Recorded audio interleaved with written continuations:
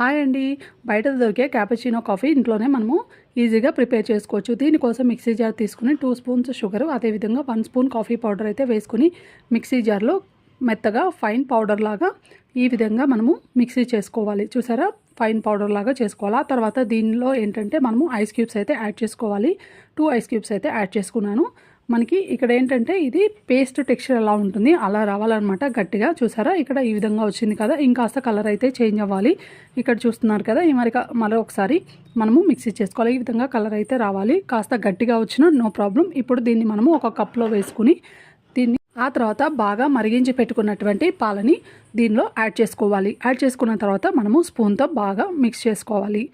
ఆ తర్వాత మనము దీనిలో పైనుంచి చాక్లెట్ సిరప్ అయితే వేసుకుని మనకు కావాల్సిన ఫ్లవర్ షేప్ లాగా ప్రిపేర్ చేసుకోవడమే. అంతే, చాలా సింపుల్ అండ్ ఈజీగా క్యాపుచినో కాఫీ అయితే రెడీ అయిపోయింది. Hot and tasty coffee ready.